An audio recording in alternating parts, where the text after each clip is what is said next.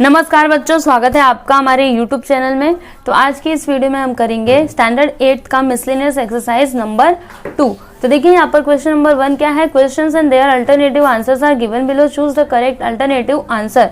तो देखिए यहाँ पर नंबर 1 क्या है, find the circumference of a circle whose area is 1386 square centimetre. ठीक है, तो ये जो ऑप्शंस दिए गए हैं इनमें से राइट आंसर कौन सा होगा वो हम कैसे निकालेंगे।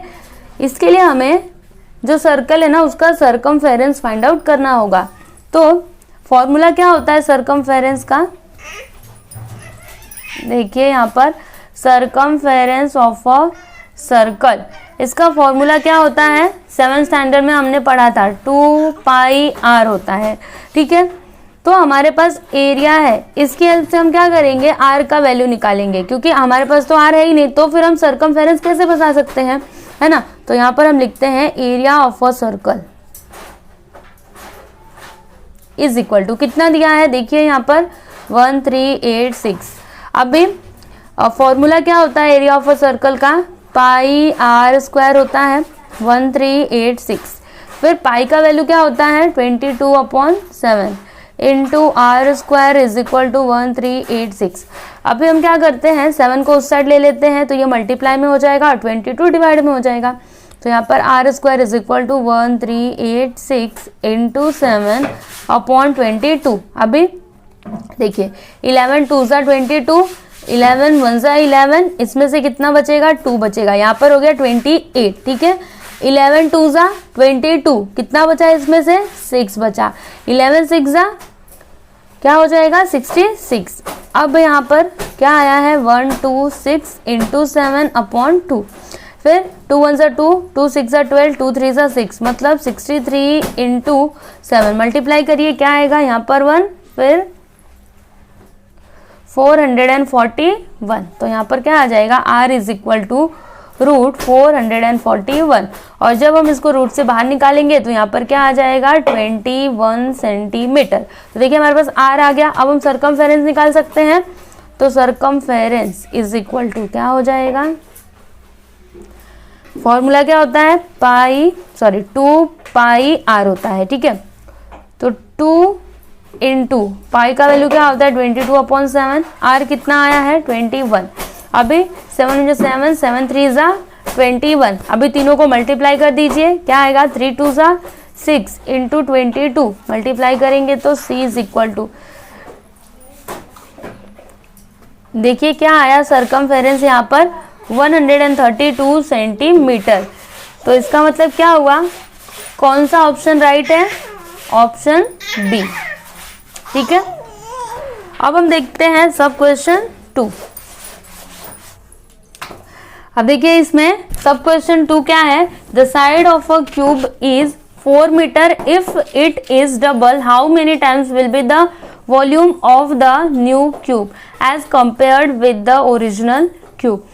तो यहाँ पर ये ऑप्शंस दिए हुए हैं, तो इनमें से हमें बताना है कि कौन सा ऑप्शन राइट होगा। तो इसके लिए हमें इसको सॉल्व करना होगा।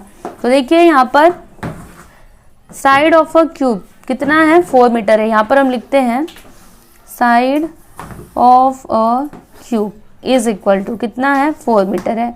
तो वॉल्यूम क्या होगा यहाँ पर, देखिए वॉल्यूम इसका क्या होगा, वॉल्यूम का फॉर्मूला क्या होता है, volume of a cube is equal to side का क्यूब होता है।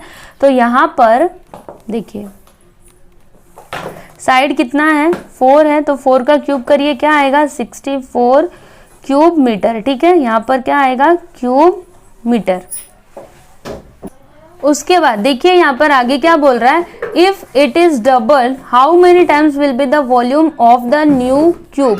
देखिए अगर यहाँ पर ये जो साइड दिया है ना, अगर इसको हम डबल करें तो फिर जो न्यू क्यूब का जो वॉल्यूम होगा ना वो कितने टाइम्स होगा जो ओरिजिनल क्यूब था ना उसके वॉल्यूम का। तो सबसे पहले हम क्या करते हैं, देखिए यहाँ पर हम न्यू क्यूब का ना साइड लिखते हैं, मतलब जब हम उसको डबल करते हैं तब। ठीक है, तो यहाँ पर हम लिखते हैं, देखिए new side is equal to 2 into और साइड कितना है 4 है, तो कितना आया 8 मीटर आया। ठीक है, अभी वॉल्यूम क्या होगा, देखिए हम यहाँ पर लिखते हैं volume of a new cube is equal to side का क्यूब, मतलब यहाँ पर 8 का क्यूब हो जाएगा। 8 का क्यूब करेंगे तो क्या आएगा 512 क्यूब मीटर आ गया। ठीक है, अब ये जो 512 है इसको हम ऐसे लिख सकते हैं 8 इंटू 64, है ना, क्योंकि जब आप इन दोनों को मल्टीप्लाई करेंगे ना तो क्या आएगा 512 ही आएगा। तो इसका मतलब क्या हुआ, देखिए new volume is equal to 8 into 64। देखिए जो ओरिजिनल क्यूब था उसका वॉल्यूम कितना आया था 64 आया था, यहाँ पर क्या है 64, यहाँ पर हम लिखते हैं ओल्ड वॉल्यूम। ठीक है, तो देखिए जो न्यू वॉल्यूम आया है वो ओल्ड वॉल्यूम का क्या है 8 टाइम्स है ना। इट मीन्स इनमें से कौन सा ऑप्शन राइट होगा, ऑप्शन डी, क्योंकि यहाँ पर क्या लिखा है 8 टाइम्स लिखा है। ठीक है, तो यहाँ पर हमने सब क्वेश्चन सेकंड कंप्लीट किया। अब देखिए यहाँ पर क्वेश्चन नंबर 2 क्या दिया है, Pranali was practising for 100 metre running race. देखिए प्रणाली क्या कर रही थी, 100 मीटर रनिंग रेस के लिए प्रैक्टिस कर रही थी। She ran 100 metre distance 20 times, और उसने क्या किया, मतलब वो 100 मीटर दौड़ी और कितने टाइम में 20 टाइम्स, मतलब जैसे देखिए यहाँ पर ये जो टाइम्स दिया हुआ है ना कि वो हर बार मतलब वो 20 बार दौड़ी, जैसे ये 100 मीटर का डिस्टेंस है। ठीक है, तो इतने में वो कितने बार दौड़ रही है, 20 बार दौड़ रही है। मतलब इतना दौड़ने के बाद हो सकता है वो यहाँ पे रुक गई होगी, फिर उसने इतना दौड़ी होगी, मतलब 1 2 ऐसे करके फिर 3, तो ये कहाँ तक जा रहा है 20 टाइम्स, मतलब 20 बार वो दौड़ी। ठीक है, the times required in seconds for each attempt was as follows, और हर एक अटेम्प्ट में उसको टाइम कितना लगा। ठीक है, जैसे यहाँ पर क्या है 18, तो और ये 0 हो गया। ठीक है, तो यहाँ से यहाँ तक जाने में उसको कितना लग रहा है 18 सेकेंड्स लग रहे हैं। ठीक है, उसके बाद फिर 17 है, तो यहाँ से यहाँ तक जाने में उसको कितने लग रहे हैं 17 सेकेंड्स लग रहे हैं। ठीक है, तो ऐसे करके यहाँ पर टाइम इन सेकेंड्स दिए हुए हैं। यहाँ पर हमें क्या निकालना है, find the mean of the times taken for running. तो देखिए हम कैसे निकालेंगे, यहाँ पर हम लिखेंगे मीन। क्या होता है इसका formula, sum of observations upon number of observations.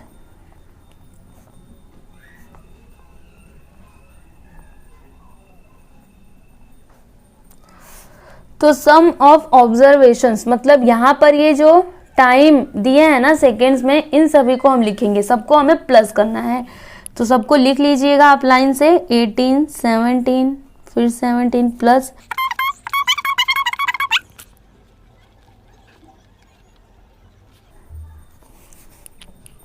और अपॉन में हम क्या लिखेंगे 20 लिखेंगे, क्योंकि वो कितने बार दौड़ी 20 बार दौड़ी ना। यहाँ पर क्या है नंबर ऑफ ऑब्जर्वेशंस, इसको आप काउंट कर सकते हैं, ये कितने बार लिखा है हमने 20 बार लिखा है। देखिए 1 2 3 4 5 6 7 8 9 10 11 12 13 14 15 16 17 18 19 20 है ना, तो यहाँ पर हम लिखेंगे 20।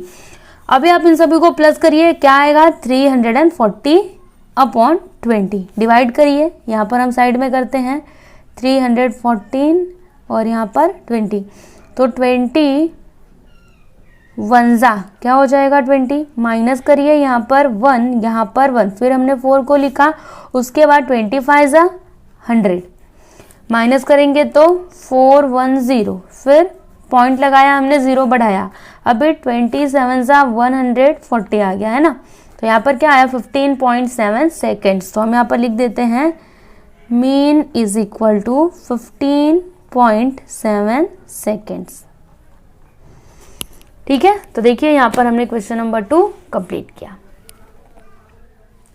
अब देखिए इसमें क्वेश्चन नंबर 3 क्या है, triangle DEF and triangle LMN are congruent in the correspondence EDF correspondence LMN. Write the pairs of congruent sides and congruent angles in the correspondence. तो देखिए इसको हमें कैसे करना है, यहाँ पर देखिए क्या लिखा है EDF correspondence LMN, तो इसको हम सबसे पहले लिखते हैं। देखिए यहाँ पर ट्रायंगल DEF कॉन्ग्रुएंट है किसके, ट्रायंगल LMN के, और यहाँ पर क्या दिया है, EDF करस्पॉन्डेंस LMN। ठीक है, तो हमें यहाँ पर क्या क्या लिखना है, कॉन्ग्रुएंट साइड्स और कॉन्ग्रुएंट एंगल्स। तो देखिए इसमें हम लिखेंगे कॉन्ग्रुएंट साइड्स पहले हम लिखते हैं, फिर हम कॉन्ग्रुएंट एंगल्स लिखेंगे। ठीक है, तो देखिए आपको इधर देखना है, इसमें नहीं देखना। यहाँ पर हम लिखेंगे seg ED congruent to seg LM, फिर सेग क्या लेंगे हम, DF congruent to seg MN। ठीक है, फिर यहाँ पर सेग क्या लेंगे अभी हम, EF congruent to seg LN। ठीक है, फिर यहाँ पर हम लिखेंगे कॉन्ग्रुएंट एंगल्स। ठीक है,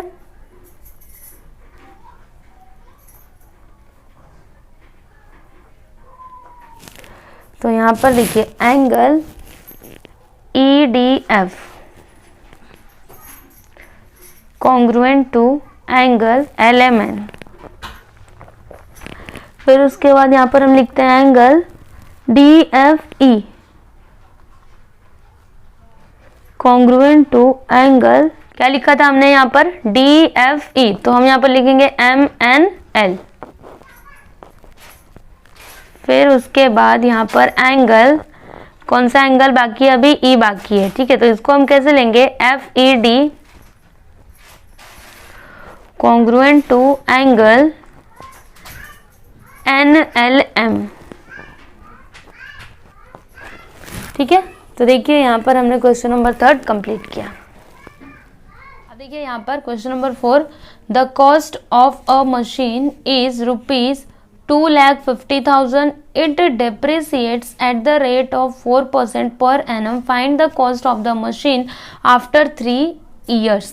तो देखिए यहाँ पर प्रिंसिपल दिया है कितना, ₹2,50,000। ठीक है, उसके बाद यहाँ पर R दिया है, कितना दिया है, 4%, और यहाँ पर क्या दिया है, देखिए यहाँ पर N दिया है, नंबर ऑफ ईयर्स कितना है, 3।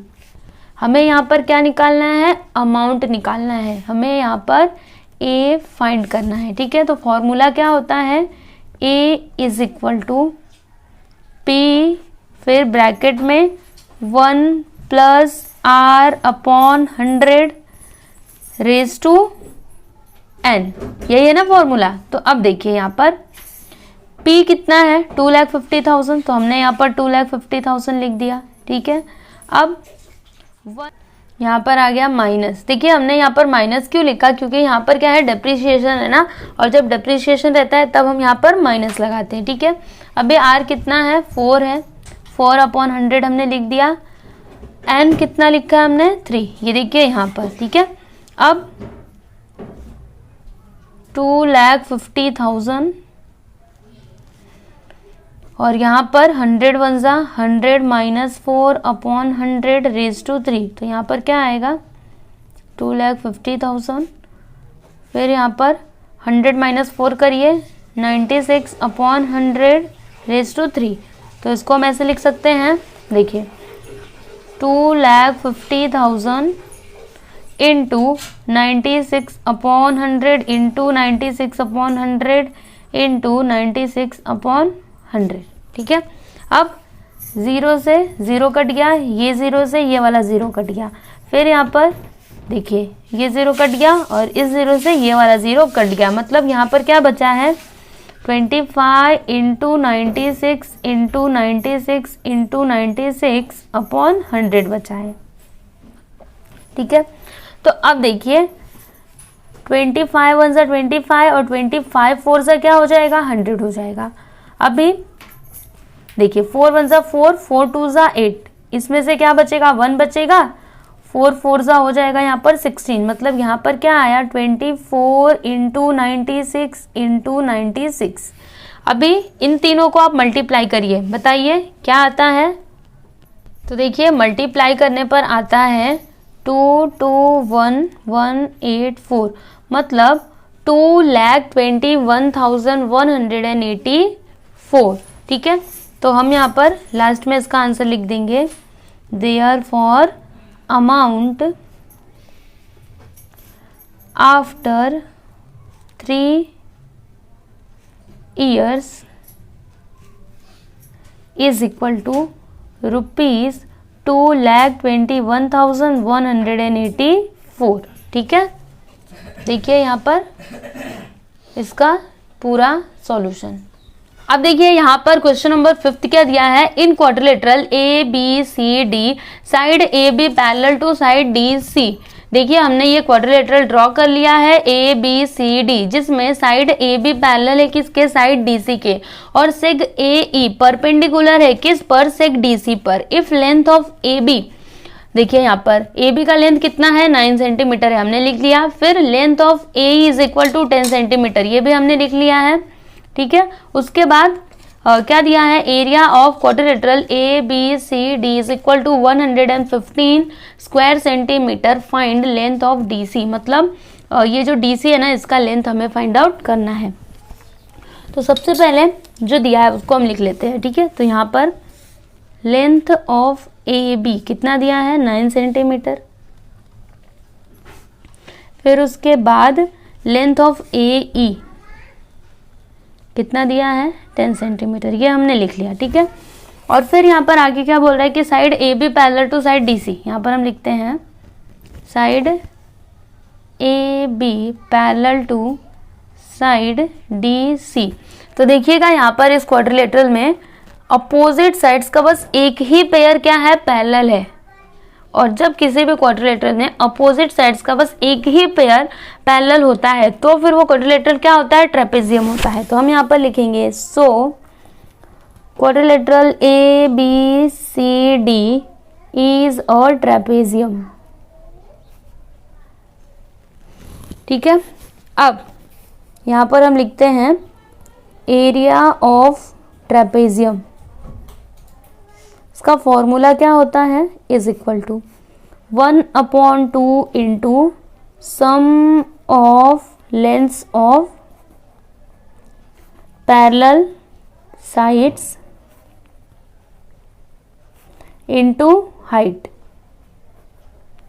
तो यहाँ पर 1/2 into sum of lengths of parallel sides. तो यहाँ पे पैरेलल साइड्स कौन कौन से हैं, देखिए ए बी पैरेलल है किसके, डी सी के। तो यहाँ पर हम ब्रैकेट में लिखते हैं A B plus D C into height क्या है, यहाँ पर ए ई है ना, तो हम यहाँ पर लिख देते हैं ए ई। अब देखिए एरिया कितना दिया है, यहाँ पर 115 दिया है, और यहाँ पर हाफ इंटू ए बी कितना है, देखिए length of A B 9 centimetre, तो हमने यहाँ पर 9 लिख दिया, प्लस डी सी इंटू 10। ठीक है, अब हम क्या करते हैं, ये जो 1/2 है ना, इसको हम इस साइड कर लेते हैं।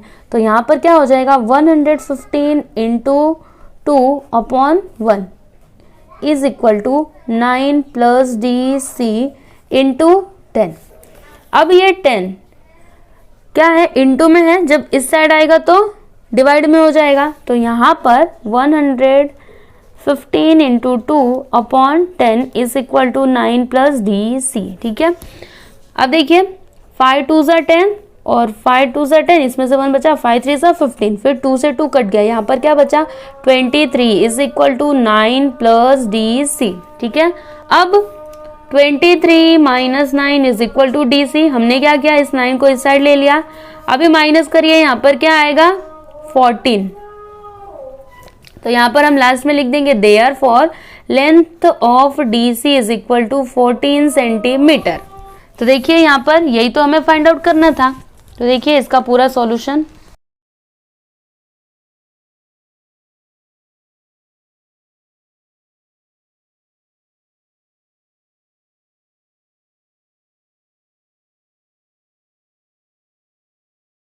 तो यहाँ पर इस वीडियो में हम बस यहीं तक करेंगे।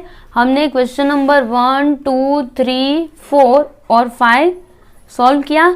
अब जो बाकी के बचे हुए क्वेश्चन है वो हम नेक्स्ट वीडियो में करेंगे। ठीक है, थैंक्स फॉर वॉचिंग।